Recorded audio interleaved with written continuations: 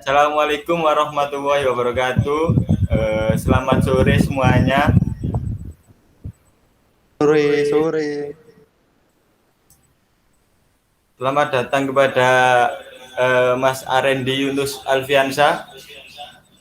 Bagaimana Mas kabarnya? Apakah baik-baik saja? Alhamdulillah baik.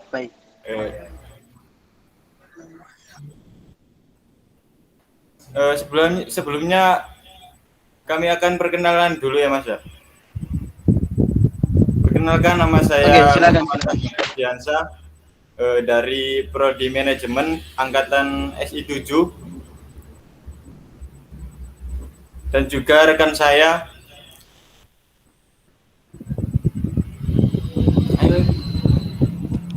Nama saya Muhammad Rifki Maulana Habibi, Prodi Manajemen SI 7. Saya Mahardika Suenaryo, NIM 47.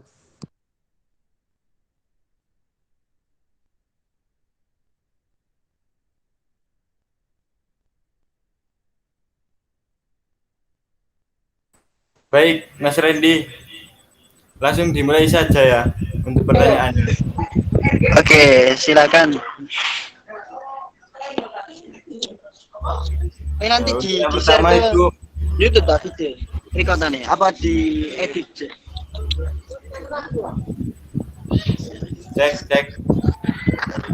Ini nanti di apa namanya di share YouTube atau cuman butuh jawabannya tuh.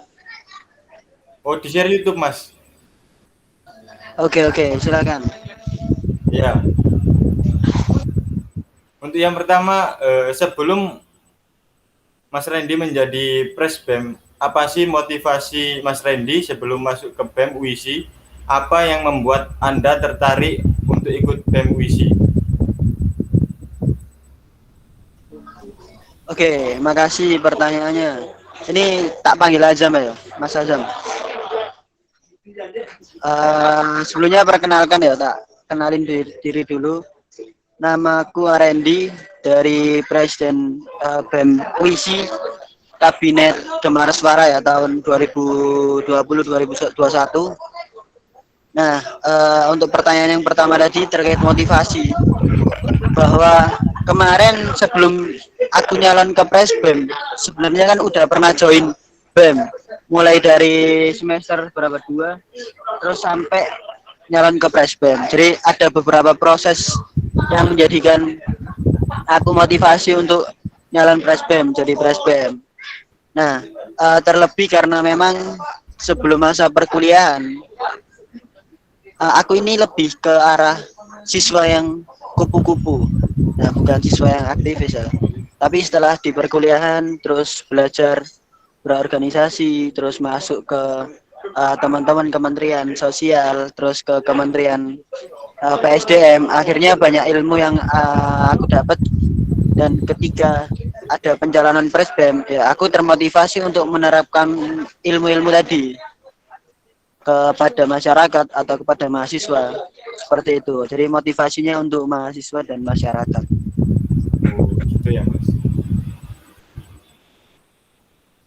Nah, untuk selanjutnya, bagaimana perjalanan Mas Randy menjadi presiden di BEM? Apakah Anda mengajukan diri atau ditunjuk? Apabila Anda mengajukan diri, apa motivasi Mas Randy memilih menjadi Menteri Sosial? Oke, ini maksudnya kendala jadi presbem atau gimana? Terus Menteri Sosial itu gimana? Menteri Sosial. Soal ini yang maksudnya pertanyaan kedua. Pertanyaan kedua ini kan bagaimana perjalanan ketika jadi presbem? Oh ini Mas, mengajukan diri, apa motivasi Anda memilih menjadi presbem maksudnya? Oh, motivasi memilih menjadi presbem. Ya. Oke. Bukan Menteri Sosial ya? Bukan. Oke. Nah, jadi pertama aku maju jadi presbem itu sebenarnya bukan diajukan, tapi dorongan dari teman-teman. ketika dorongan dari teman-teman ini mempercayakan aku untuk jadi presbem, terus akhirnya aku berpikir apakah aku siap menjadi presbem, terus apa yang akan aku bawa untuk BEM kedepannya. Nah setelah aku mempersiapkan itu semua, baru aku maju jadi presbem. Jadi tidak ada apa namanya suruhan-suruhan dari orang lain. Jadi memang ada dorongan, tapi selebihnya adalah pemantapan dari diriku sendiri. Terus terkait motivasi jadi presbem, tadi kan mungkin pertanyaannya hampir sama ya, bahwa motivasinya tetap kontribusi untuk mahasiswa dan masyarakat, terlebih juga sama teman-teman semua.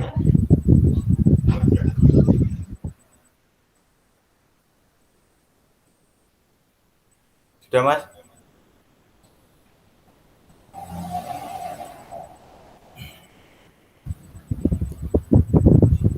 Untuk selanjutnya, bagaimana cara Mas Randy memotivasi anggota Mas Randy agar mau ikut andil dalam organisasi BEM, terutama di bagian presbem?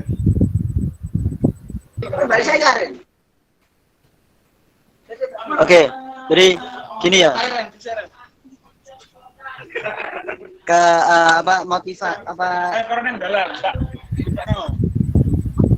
Jadi cara aku memotivasi anggota untuk ikut andil atau berperan itu pertama ya dari mereka sendiri. Pasti mereka punya keinginan untuk berkontribusi bareng BEM. Oke, mereka join BEM untuk sama-sama kerja di BEM. Nah, di lain itu kita juga punya kedekatan pribadi atau emosional dengan teman-teman, dan di sisi lain juga sifatnya saling bersangkutan. Misalnya ini dari Kementerian PSDM, nanti menterinya bisa ngajak temennya, terus menteri Sosmas bisa ngajak temennya dari situ. Jadi bukan hanya langsung dari aku sebagai presiden, tapi bisa melalui menteri-menteri supaya mereka ikut untuk pengen join bersama BEM. Dan terlebih kecocokan dalam hobi biasanya. Misalkan teman-teman suka kajian tentang isu politik. Nah, di bidang BEM-nya ada kan tentang isu politik. Akhirnya mereka join buat menerapkan ilmu yang mereka dapat. Jadi motivasinya juga dari diri mereka sendiri. Kayak gitu.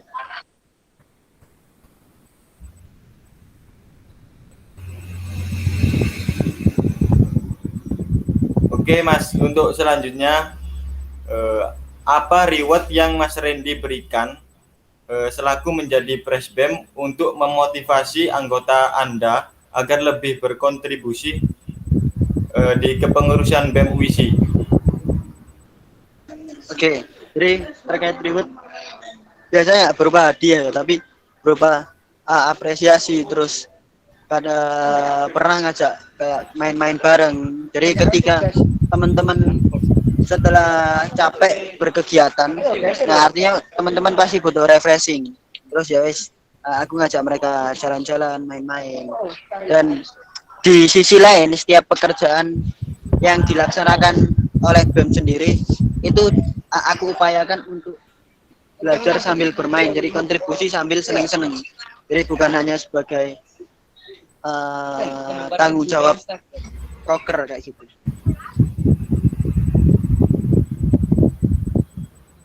Oke, Mas Randy. Untuk selanjutnya diteruskan oleh rekan saya.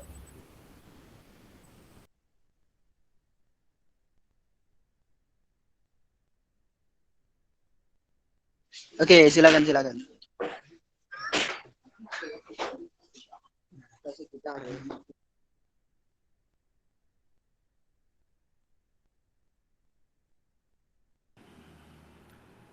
Oke, selanjutnya itu apakah sebagai presiden di BEM UISI Anda merasa berhasil? Terlebih lagi Anda tahu bagaimana di UISI ini memiliki banyak kelompok atau individu yang heterogen. Oke, terima kasih Rifki atas pertanyaannya. Jadi terkait keberhasilan dalam sebuah tanggung jawab, kalau dari aku acuannya adalah visi misi. Nah, memang dari beberapa visi misi itu implementasinya melalui program kerja yang terlaksana. Tapi untuk tingkat keberhasilannya mungkin sekitar 89 sampai 90%. Karena kita ada beberapa program kerja yang belum terlaksana.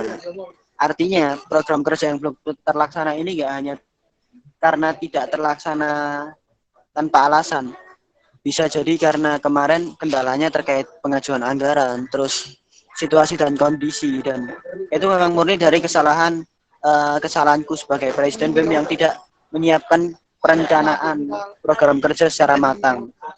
Tapi untuk beberapa kegiatan yang lain yang memang menjadi prioritasku sebagai Presiden itu alhamdulillah sudah terlaksana, seperti kesadaran teman-teman terkait tanggap bencana, terus kesadaran teman-teman terkait dengan isu gender, kesetaraan gender kayak gitu.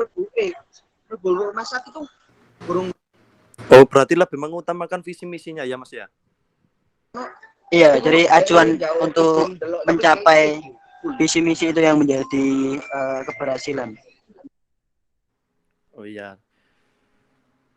Dan selanjutnya yaitu ada gimana cara melatih anggota agar mengkomunikasikan apabila menemui hambatan dalam bekerja sama dalam bekerjanya sosial masyarakat ini sehingga tercipta komunikasi yang baik. Oke, jadi mungkin nggak hanya sosial masyarakat ya, tapi secara keseluruhan bahwa cara melatih komunikasi teman-teman, terus koordinasi dalam pekerjaan-pekerjaan itu lebih ke arah pengalaman.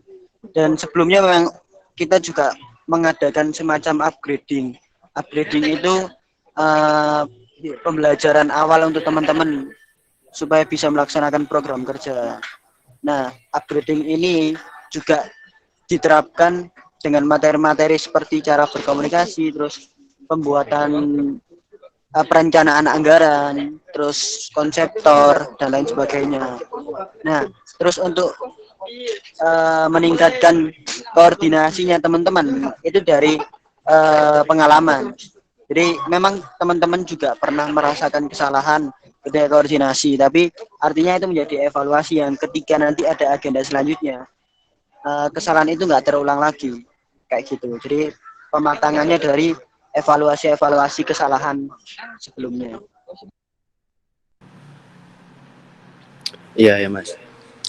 Terus strategi apa sih atau teknik apa yang Mas Randy lakukan untuk menciptakan lingkungan kerja tim yang efektif?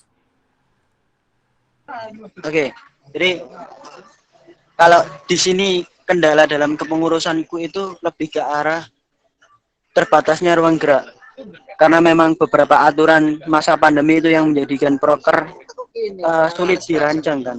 Artinya pekerjaan itu kurang efektif. Entah dari persiapan misalkan rapat yang biasanya offline ini jadi online. Nah, tapi strategi yang aku terapkan dulu itu lebih ke arah bagaimana teman-teman ini bisa bekerja tapi nggak hanya suntuk dengan yang semuanya serba online. Jadi ada semi offline-nya. Jadi sistemnya hybrid, ada offline, ada online kayak gitu. Supaya misalkan nanti ada tanggung jawab yang berat atau tugas yang berat itu lebih mudah karena koordinasinya secara langsung. Oke, terima kasih Mas. Selanjutnya dilanjutkan oleh rekan tim saya. Baik, terima kasih Mas Rifki. Halo Mas. Halo Mas, ini nama panggilan siapa? Mas Mardika. Dika Mas. Dika, oke.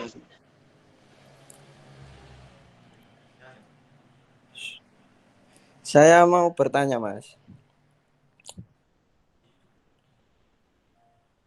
Bagaimana cara Mas mengatasi situasi apabila terjadi ketegangan di antara para anggota Mas? Oke, jadi pertama ketika ada permasalahan di internal, itu pasti dengan cara pendekatan sih. Kita harus tahu permasalahannya dulu, yang bersangkutan siapa, misalnya si A dan si B. Nah, ketika kita udah tahu permasalahan seperti apa, kita juga harus menentukan apakah permasalahan ini bisa kita terjun juga untuk menyelesaikan itu. kalau memang ini bukan ranahku sebagai presbem, ya artinya aku mempercayakan permasalahan itu kepada teman-teman yang bersangkutan. Tapi kalau memang ini sifatnya juga nggak terlalu privacy, ya aku langsung bantu mereka untuk menyelesaikan masalah sebagai penengah seperti itu. Iya Mas, pertanyaan selanjutnya Mas ya. Sebagai presbem, bagaimana sih Mas caranya memimpin suatu divisi agar lebih terintegrasi, terorganisasi Mas, maaf Mas. Oke.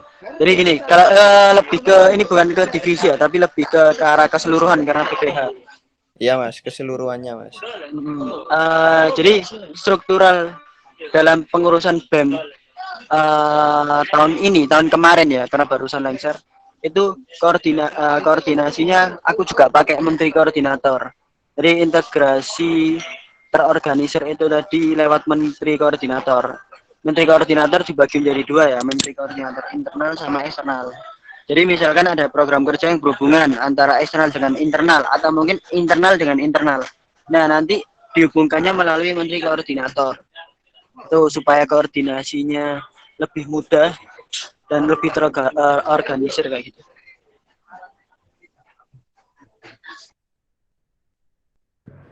Iya Mas, makasih. Itu tadi pertanyaan terakhir dari saya Mas. Baik, terima kasih Mas Dika. Baik Mas Randy, itu saja untuk pertanyaannya ya. Terima kasih untuk ketersediaan waktunya. Bila ada salah kata dari kami, mohon untuk dimaafkan ya. Siap, maaf juga kalau misalnya ada yang kurang ya.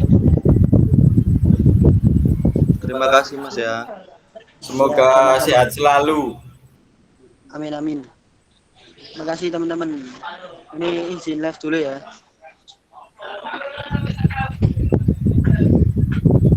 Oke, ada lagi. Sudah Mas, sudah. Udah ya. Oke. Ya, terima kasih Mas.